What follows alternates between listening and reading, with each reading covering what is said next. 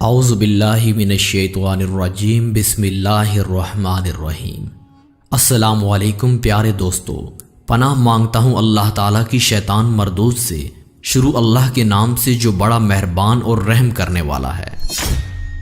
دوستو، آج کی ویڈیو میں ہم آپ کو بتائیں گے کہ قرآن مجید مرنے کے بعد میت کی کس طرح کام آتا ہے اور قبر کے اندر قرآن کو عذاب دینے والے فرشتوں سے کس طرح جھگڑا کرتا ہے اور ان کو واپس جانے پر مجبور کر دیتا ہے، اور جو شخص قرآن کی باقاعدگی سے تلاوت کرتا ہے اور اس سے محبت کرتا ہے تو قرآن کس طرح قبر میں اور میدان حشر میں اس کے کام آئے گا۔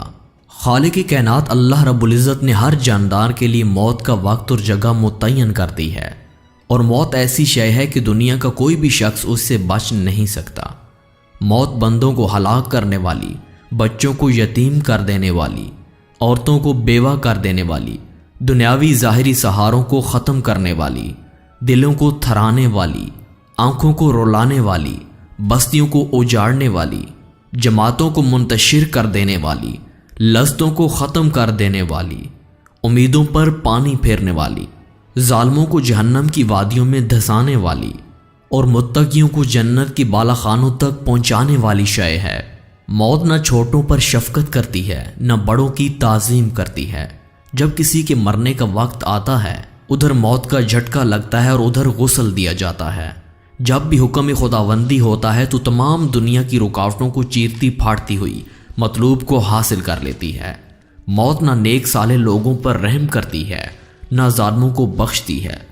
اللہ نے قرآن کریم میں واضح طور پر اعلان فرما دیا ہے، روح صرف اللہ کا حکم ہے۔ موت پر انسان کے اعمال کا رجسٹر بند کر دیا جاتا ہے، اور موت پر توبہ کا دروازہ بند اور جزا و سزا کا وقت شروع ہو جاتا ہے۔ حضور اکرم صلی اللہ علیہ وآلہ وسلم نے ارشاد فرمایا، اللہ تعالیٰ بندہ کی توبہ قبول کرتا ہے یہاں تک کہ اس کا آخری وقت آ جائے۔ اللہ تعالیٰ نے اپنے پاک کلام کی متعدد آیات میں موت اور اس کی حقیقت کو بیان کیا ہے، جن میں سے چند آیات پیش خدمت ہیں۔ ہر جاندار کو موت کا مزہ چکھنا ہے، اور تم سب کو تمہارے اعمال کے پورے بدلے قیامت ہی کے دن ملیں گے۔ پھر جس کو دوزخ سے بچا لیا گیا اور جنت میں داخل کر دیا گیا، وہ صحیح معنوں میں کامیاب ہو گیا، اور یہ دنیاوی زندگی تو جنت کے مقابلے میں دھوکے کے سامان کے سوا اور کچھ نہیں۔ پیارے دوستو، اللہ تعالیٰ کے پسندیدہ لوگ، اللہ تعالیٰ کے پیارے لوگ اٹھتے بیٹھتے سوتے جاگتے اللہ تعالیٰ کے ذکر اور قرآن مجید کی تلاوت سے ہر وقت اپنی زبانوں کو تر و تازہ رکھتے ہیں۔ اللہ تعالیٰ کے ہاں ان کے اعمال کا بڑا اجر عظیم ہے۔ جب بھی انسان پر اللہ تعالیٰ کے حکم سے موت غالب آتی ہے تو قرآن اس کی قبر کے عذاب سے اس کی حفاظت کرتا ہے۔ یہ قرآن غسل کے دوران میت کے سینے میں چھپ جاتا ہے۔ جب میت کو قبرستان لے جایا جاتا ہے تو قرآن ساتھ ہوتا ہے، جنازہ پڑھتے ہوئے قرآن ساتھ ہوتا ہے، اور جب قبر میں اتارتے ہیں تو قرآن ساتھ ہوتا ہے، اور جب میت کو قبر میں رکھ کر اس کے اوپر تخت رکھ کر مٹی ڈالنے لگتے ہیں تو قرآن پاک اس کے سینے میں سے نکل کر اس کے سرہانے کھڑا ہو جاتا ہے۔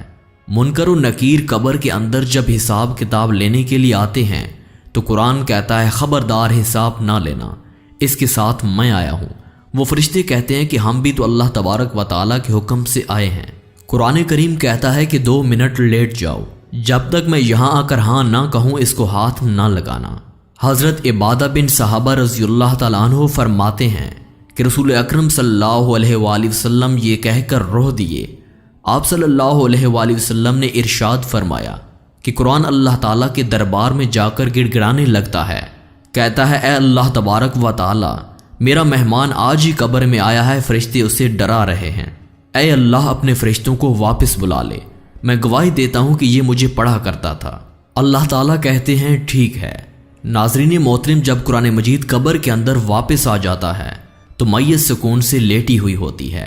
فرشتوں کو دیکھتا ہے تو وہاں کوئی نہیں ہوتا۔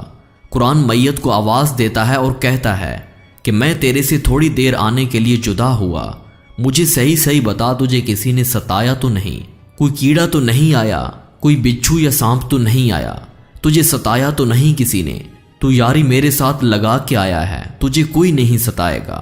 پھر قرآن میت کو کہتا ہے کہ میں تیرے سے دور جا رہا ہوں، ملاقات کے لیے روز آتا رہوں گا۔